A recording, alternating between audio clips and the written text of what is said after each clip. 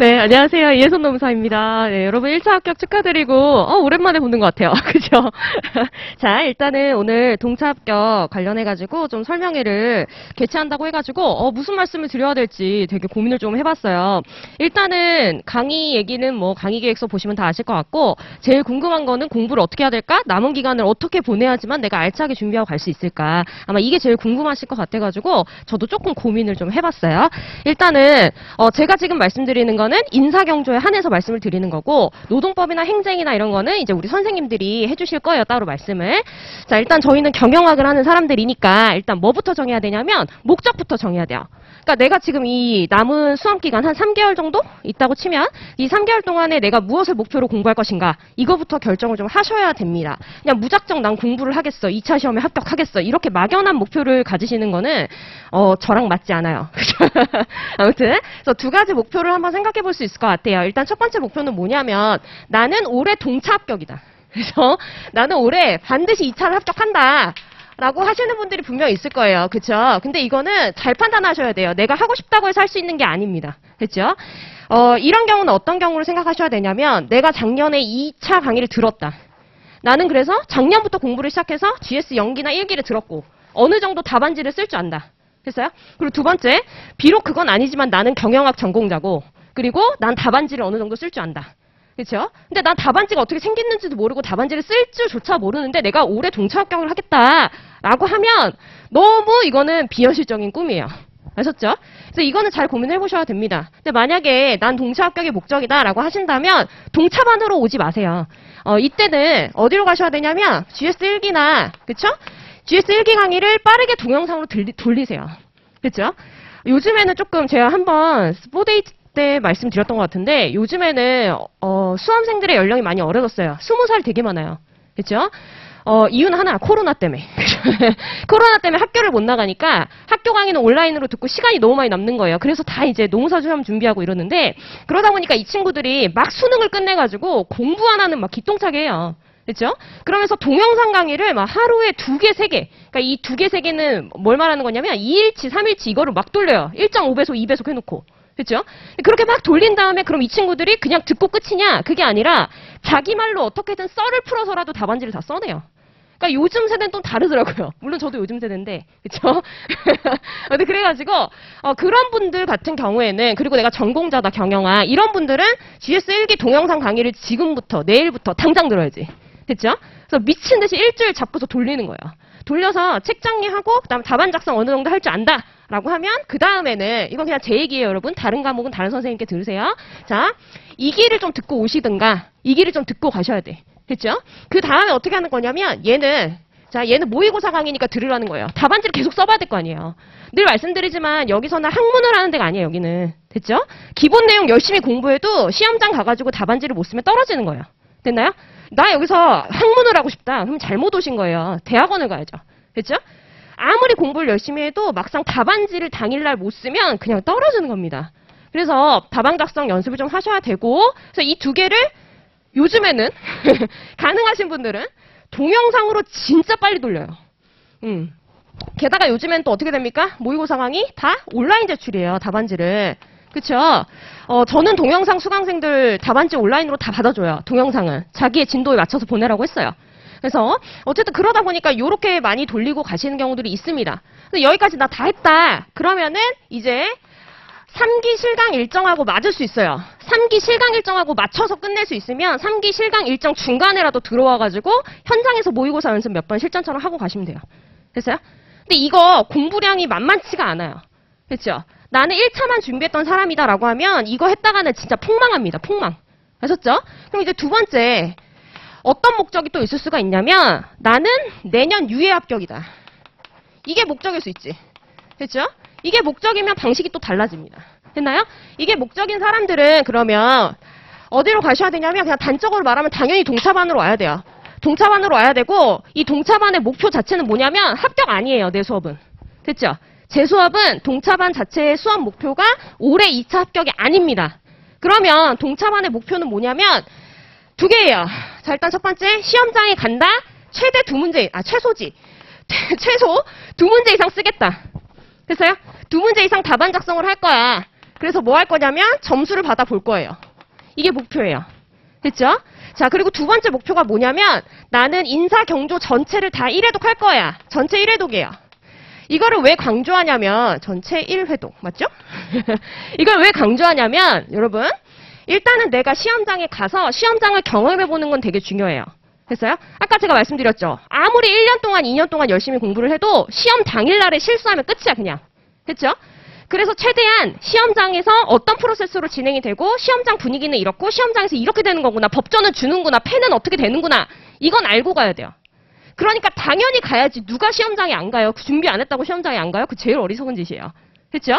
자, 그렇기 때문에 일단 첫 번째 시험장 경험이 필요하고 두 번째 시험장에 가서 왜 남의 답안지 쓰는 것만 구경하고 있냐고요.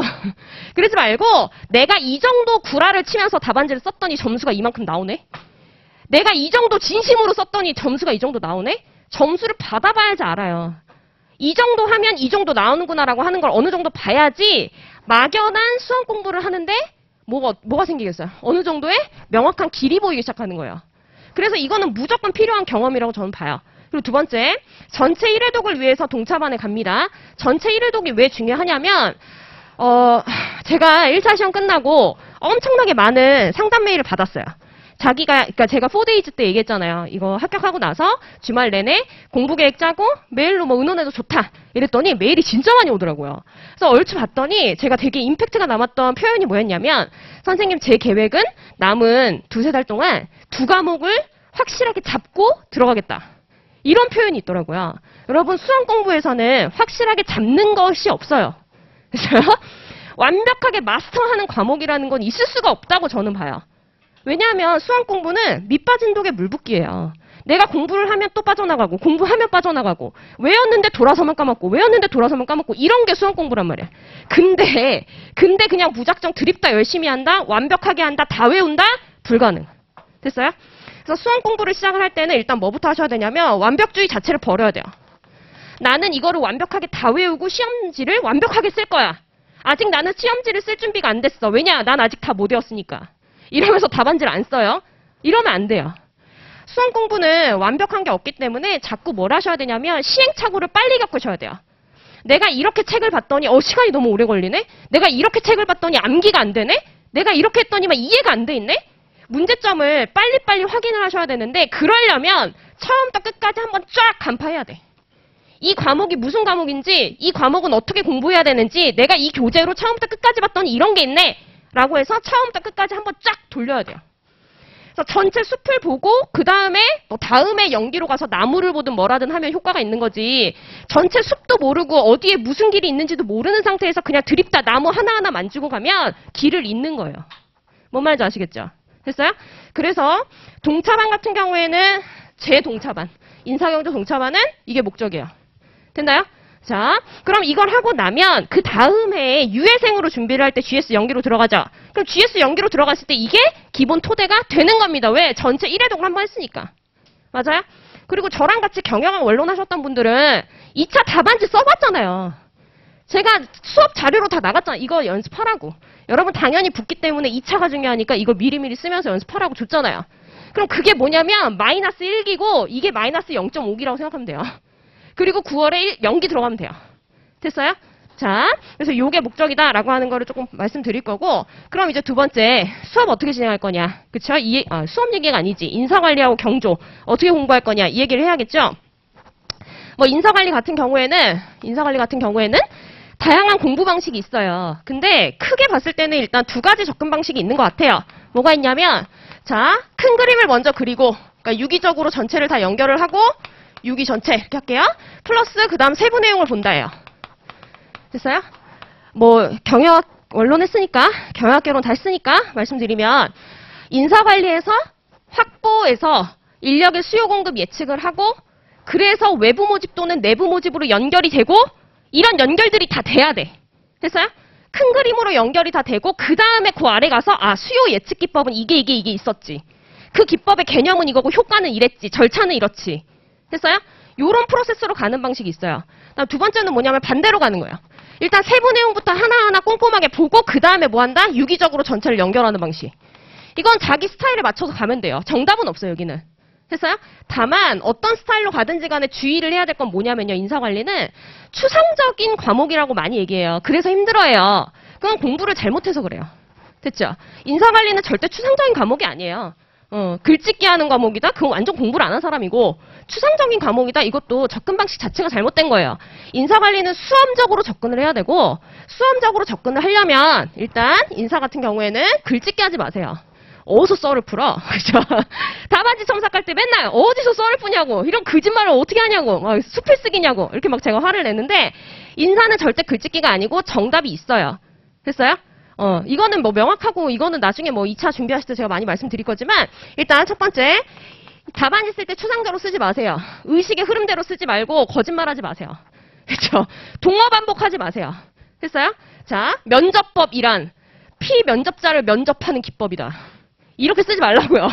뭐 말인지 아시겠죠? 자, 추상적으로 쓰지 말고 동어 반복 따위 하지 않습니다. 됐어요? 그러면 이걸 어떻게 해야 될까 고민을 하셔야 되는데 보통 이걸 공부를 하실 때는 첫 번째 교수님 책에서 핵심 문장 찾아요. 이 핵심 문장은 뭐냐면 전체 하나의 문단을 대표할 수 있는 하나의 문장이나 아니면 실제 답안지에 옮길 수 있는 문장. 이 문장 안에 그냥 모든 게 다 들어있어. 됐어요? 자, 그러면 이 핵심 문장을 표현하는 키워드라는 게 있죠? 그쵸? 이 키워드라는 걸 또 찾아서 자, 뭐는 암기한다? 얘네는 암기해야 돼. 우리는 수험이에요. 수험이기 때문에 암기가 받쳐줘야 되고 왜? 정해진 시간 안에 정해진 분량을 써야 되는데 어떻게 암기를 안 하고 그 자리에서 창작을 합니까? 아니에요? 그쵸? 학문을 하면 당연히 암기 필요 없어요. 인사관리는. 인사관리 암기하는 과목이 아니에요. 학문적으로는. 그쵸? 하지만 수험적으로 접근을 했을 때는 이거 없으면 못 쓰는 거예요. 시간 안에. 분량은 16매, 시간은 100분. 그 안에 쓰려면 문제가 물어보는 거 요지로 배점이 되어 있는 거 내용을 잘 쓰려면 이게 갖춰져 있어야 돼. 됐죠? 근데 나는 천재가 아니라 처음부터 끝까지 다 똑같이 못 외워요. 그쵸? 그래서 뭐 해야 된다? 이해할 부분들은 내 문장으로 풀면 돼요. 됐죠? 그럼 이해할 부분은 뭐냐면 자, 설명하는 거. 설명이 뭐게요? 설명이 뭐야? 거봐요 벌써. 그쵸? 정의를 모르면 이제 막연해지는 거야. 설명이 뭐예요? 이유 설명이에요. 이유 설명. 왜 이렇게 된다? 그 다음 뭐 해야 될까? 경영학은. 경영학은 법학하고 다른 게 있어요. 뭘까요? 예측해야 돼요. 이 기법을 적용하면 그래서 이런 장점이 나온다. 이런 문제점이 생긴다. 예측해야 돼. 예측. 됐어요? 그 다음 뭐 해야 될까? 문제점이 생긴다라는 걸 예측을 했으면 관리자 입장에서는 당연히 성공 방안 제시해야죠. 통제. 이와 관련한 것들은 뭐다? 다 이해로 푸는 거야. 내 문장으로. 됐죠? 그러면 여기서 끝나면 참 좋아요. 근데 이것도 추상적이지 않아요? 더 명확하게 말해줄게요. 그럼 이제 암기는 보통 어디로 가느냐? 얘네하고 보통 목차는 무조건 암기하고 들어가야 돼요. 그래서 전체는 다 커버를 해야 됩니다. 전체 내용은. 됐죠?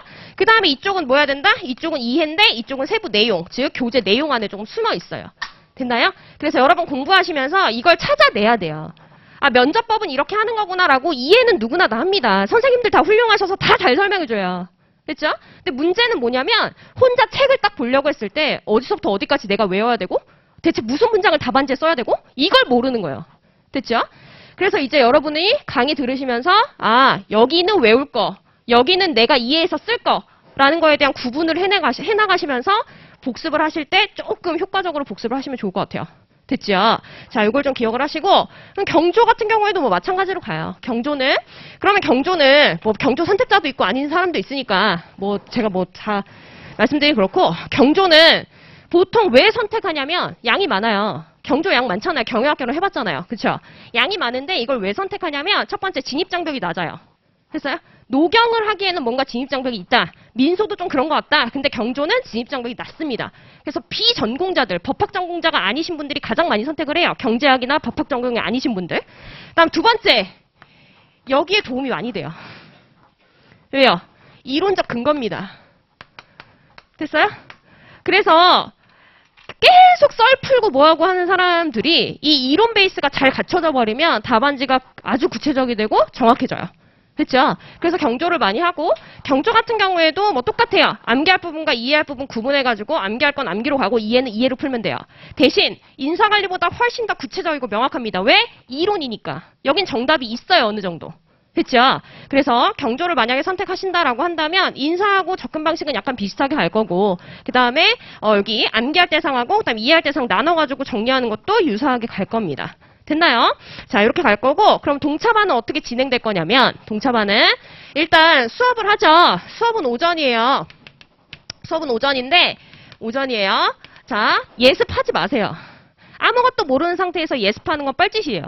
아무것도 모르는데 막 이걸 읽어요. 그러면 강의를 듣고 책을 봤을 때 1시간 만에 끝낼 수 있는 거를 혼자서 그렇게 하다 보면 3시간, 5시간도 걸려요. 됐죠? 그래서 효율성이 많이 없기 때문에 일단 내가 맨 처음 접하는 과목이다 라고 하면 복습 위주로 가실 겁니다. 됐나요? 그래서 얘는 오전 강의이기 때문에 강의 듣고 그 다음 뭐 하면 된다? 복습하면 돼요. 예습 안 해도 돼. 됐죠? 자, 그 다음에 복습을 할 때는 복습 방법 다 알려줄 거예요.